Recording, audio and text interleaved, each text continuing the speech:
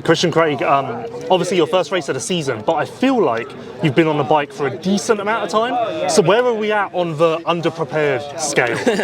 I'm about 6 weeks on the bike total of like moto. I would count 6 weeks of motos. Before that, it was kind of like just feeling it out, riding some outdoor and stuff like that. So yeah, not a ton of time, but slowly getting there, and I feel enough to go race this weekend. Originally, there was talk of you maybe making A1, then Tampa. Those were just crazy in hindsight, right? Like those probably should have never been talked about. Yeah, I got on the bike in early December, and I knew it wasn't time. Took some more time off after that, and then when we got back from that California swing, that's when I started really getting into motos. So yeah, I wish it was Tampa. Like that was the main goal, was Tampa. And when that weekend came around, I was like, yeah, I don't have 20 minutes into me, so better safe than sorry. Has that been the reason why you've waited until now, just getting to the point where you know you've got a full main event in you? Not that it really matters this weekend, but yeah, I've done the game of coming back too early and it not paying off. So I have the guys one guy that's leading the points, another guy that just got second in Indy. So I gauge myself off them every day at the practice track. If I can be in the vicinity, and I'm not saying I'm faster than them or I can match them. Obviously they're in a new league right now, but I'm close. So if I can be somewhat close, then that I can kind of see where I'll fit in. You racing is fascinating to me because we know the Husqvarna thing didn't go so well. I think you were left with more questions than answers. So are you equally interested to see how different this experience is to the last 2 years? Yeah, I was in a pretty dark spot for sure for the last 2 years, just mentally. It's nothing like the team tried to get me comfortable every weekend. So it's not like they didn't try, but unfortunately it just didn't work out. So on a familiar brand, and to see that front fender, that's what I won my championship on. That puts a good feeling in me. So excited for that and see where we fit in. Yeah, are you more hopeful, excited now than you have been at all in your full-time 450 career? I am. I've obviously raced a bunch of 450s, like filling in for guys, and just not full-time, but we'll see where we fit in. I really don't have a place or what I'll be happy with. I guess we'll see at the end of the night. I know it's Triple Crown, so sprint speed's going to be huge, so we'll see what we can do. Two completely random questions. One that you may not want to answer. You raced a Yamaha 450 outdoors in 22. In GPs, Maxime Renault has gone back to a 22 frame this year. So from your experience, because I can't really ask the others, what do you think he would find from that? What can you see as the positives and negatives maybe? I would say a little more stability, probably that he's feeling. It's not like the 23 or the new updated frame is not bad. It's just maybe a little more nimble, and for some guy that I guess Maxime likes to send it, so he wants stability. So who knows? But I'm on the updated bike. I think the only thing I've went back to is this 22C, so it's a little wider instead of a really thin one. I feel like I can turn better. So other than that, literally same bar mounts, same foot pegs I was on in 22. So it feels good. And last thing, maybe just explain the voice quickly, because this definitely doesn't seem like the Christian Craig we remember from last year. Yeah, I woke up on Thursday feeling with no voice. I don't feel sick or anything. I feel fine, but I don't know what's going on. As long as I feel good, I'm happy. I don't have to talk when I'm racing. Cooper Webb, this could be a boring question with a boring answer, but I'm hoping you're going to think about this and maybe we can deep dive. Why or how are you better this year than last year? What stands out to you as the reasons why you're on one heck of a roll at the moment? I think just year two maybe on this team with the bike, and just kind of learning from last year's mistakes. And I knew coming in how good everyone was riding, right? So you're just always getting better and trying to improve. So I don't know the exact answer to that question, but I think just experience, being on the same motorcycle. We bettered our off season. We worked on things we need to be better at. I think I'm a bit better in the whoops this year, stuff like that. So hopefully that wasn't too boring. What were the mistakes you learned from last year? What's been cleaned up this time around? Honestly, I didn't have too many mistakes last year, but the injury, obviously, but I think just the new bike, right? Like I didn't really get a setting last year until 6 or 7 in, and then I had the injury to where I had a whole off season on a setting, raced every round so far on the same setting within a click. So I just think I know this setting so well. I know what it does, what it doesn't do, and just when you have, at least for me, that comfortability of being within a click every weekend, it's super confidence inspiring, and just know the bike. So yeah, and like I said, just kind of knowing the pace, what it's going to take to win, what it takes to be on the podium, kind of get more consistent with my start, stuff like that. I was going to say, what's your biggest weakness at the moment? How can you still be better? So is it starts, or is there something else that stands out? Yeah, I think our starts the last few have been a lot better, and I think that's something we got a little better at once again. I think for me, it's still just executing like last weekend, right? That was the first main event I've led from lap 1 the whole time. So I think getting a good start and just leading those laps is something that if I can do that more often, then that's going to be great. Instead of some of my main events so far this year, I've been coming from behind. And as we know in the Triple Crown, those starts are key.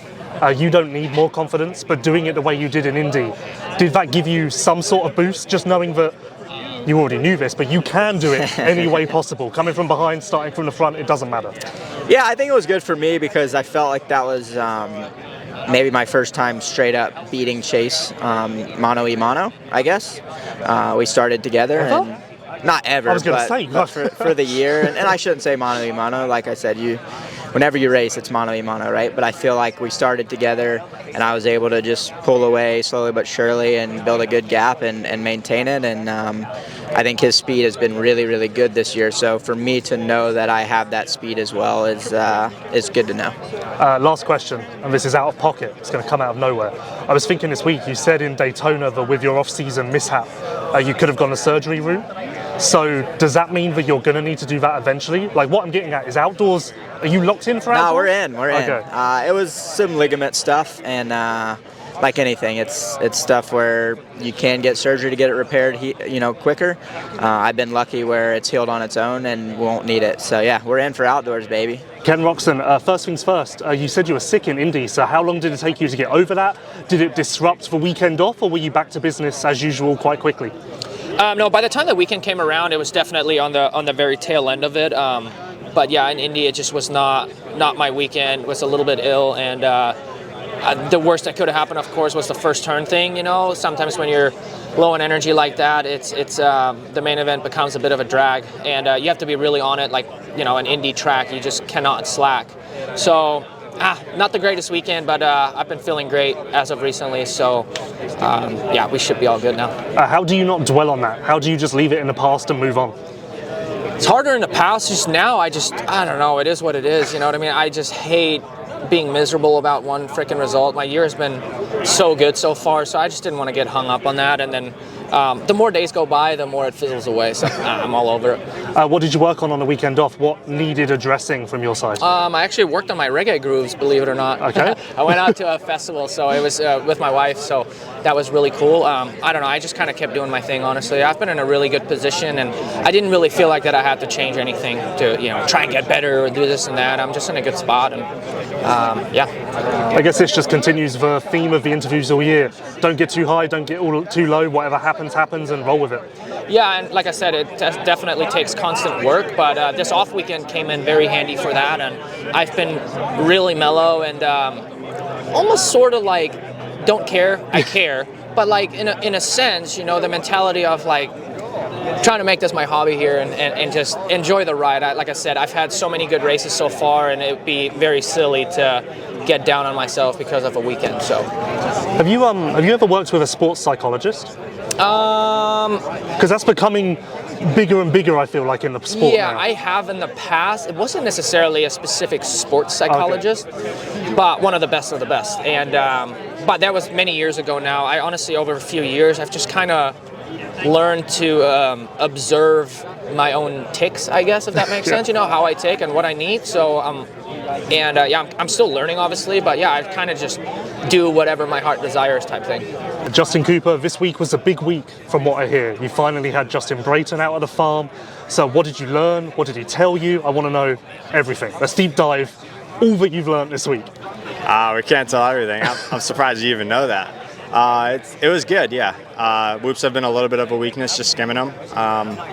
Yeah, so just trying to work on the weaknesses in the break, and yeah, JB was able to come out and give me some pointers and work with me throughout the day. So yeah, I still got to go out there and do it. It's not going to be an overnight thing, but just trying to gather as much information about him as I can, and yeah, just start putting it to use, and yeah, hopefully we get a little bit stronger there.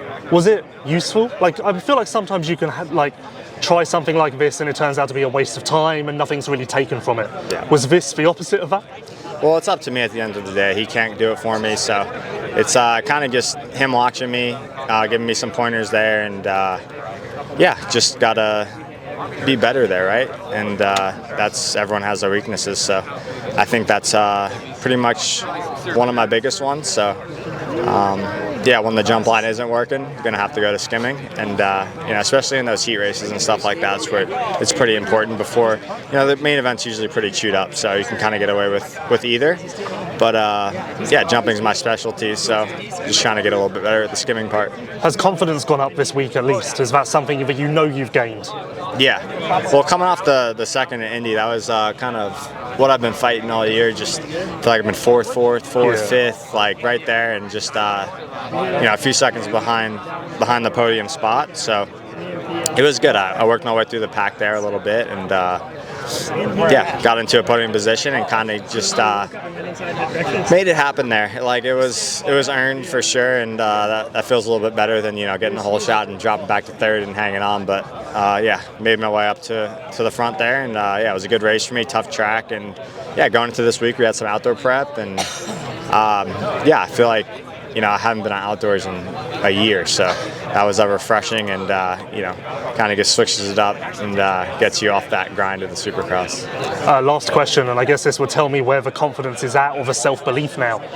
Is it time to start looking at winning and thinking about that first win and shooting for that, or do you feel like it's still a bit too soon to begin that belief? Well, I think you just, like, I just keep doing what I'm doing. Like, my mindset is I'm just going to keep doing what I'm doing, and you know, maybe that opportunity will come, and that's when I'll, you know, take advantage of it. But there's so much that's got to, you know, fall into place. You got to be in the position to be up there to fight for the win. And yeah, we've been close, and you know, kind of on that podium cusp. I'm really just looking for podiums right now. But of course, I want to win. That would be so cool. So I've got 2 seconds now, and yeah, the next step is the win. But here, especially in the Triple Crown, you got to have 3 consistent races, and that's hard to do for sure. So yeah, I don't want to think too far ahead. I just want to keep doing what I'm doing. It's been working for me the last 5 weeks, and yeah, I think, you know, when the opportunity comes, you know, I'm gonna go for it for sure, and hopefully that's sooner than later.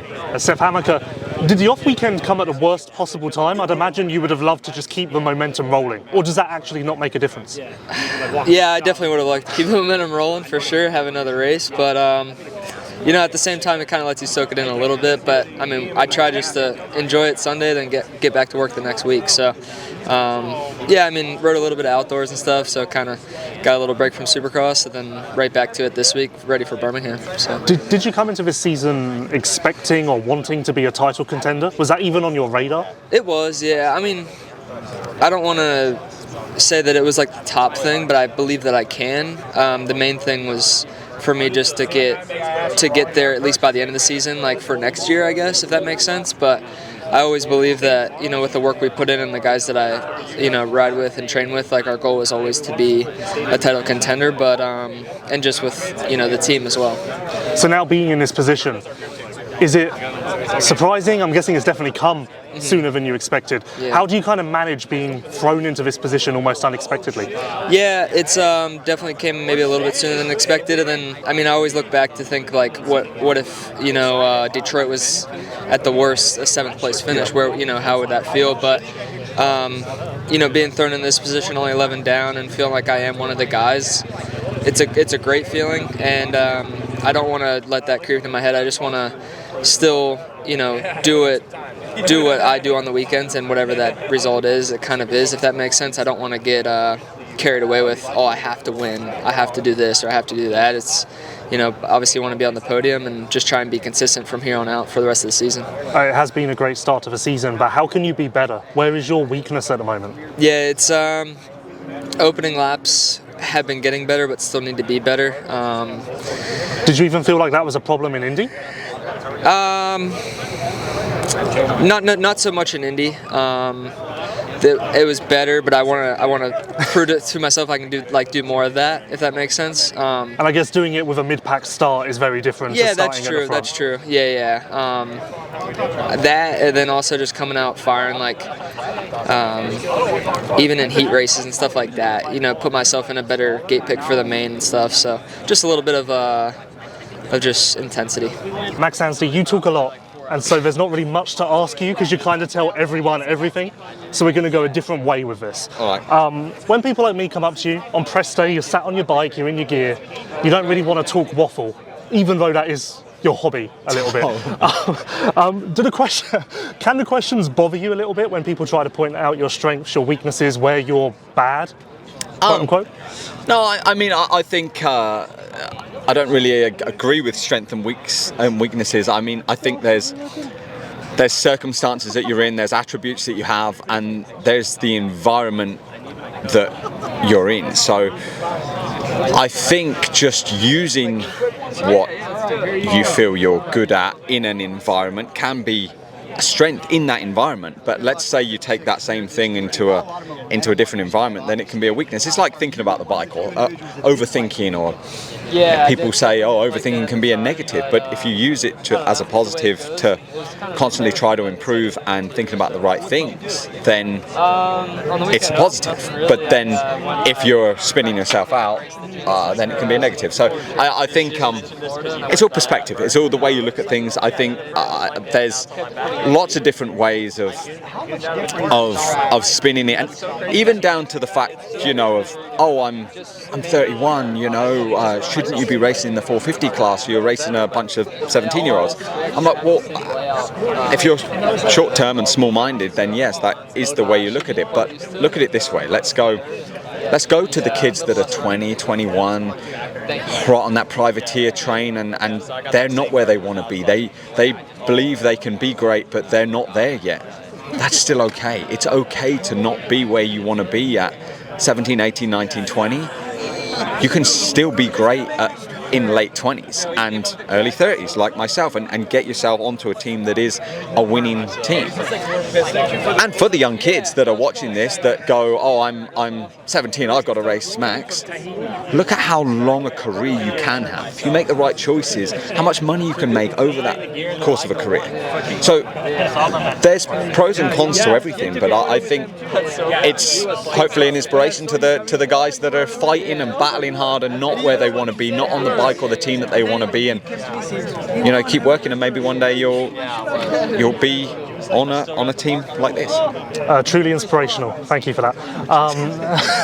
I feel like you're taking the piss now. I was trying to be nice. I was trying to actually give something back. No, you did. It was really moving, to be honest. I'm actually a bit lost. Yeah, I'm shook a little bit now. Weekend off, what did you work on? What did you do to the bike? How are you in a better spot now compared to Indy? Well, you should know this. It was Finn's birthday, so I just played with the boy and played in a bouncy castle. I did a lot of work. The team, my suspension guys, I was very fortunate that I had Friday, Tuesday, and Wednesday of big days. The guys came out. Ricky Gilmore, I had Jake Price, I had Clint. We had all three suspension guys, and they came out and were like, look, we think we can make the bike better. And I said, all right, let's go to work. And we had some long days. But I really do feel like they elevating me, and as I've elevated, the bike can elevate too. So it was a productive couple of weeks. Nice to get back on track after crashing in Daytona and press day. Kind of took the wind out of my sails for a bit there. So hopefully now we're back in this thing. Also productive in the way maybe you learnt to accept change, be open a little more. Well, I think it's just learning that the team are really good. The team are very, very. The way they handled the situation and dealt with the last few weeks, but also just the testing and things like that. It was, it's really cool to be around such a great group of guys and a cool team and guys that are at the same level as me in a way of like I'm pushing to be better on track and they're pushing to make everything else better. It was good. It was really good. Final thing, quickly, your protege, Conrad Muse, announced that he's maybe going to race a couple, or not maybe, he is going to race a couple of outdoors. What are we thinking? If real Conrad shows up, he can top 5. Yeah, top 5. It depends how many. If he's. It depends if real Conrad shows up. If he's on it, he could get a podium. Yeah, it would be cool. Conrad is very impressive, and I think that track will suit him. So, yeah, it's cool to see.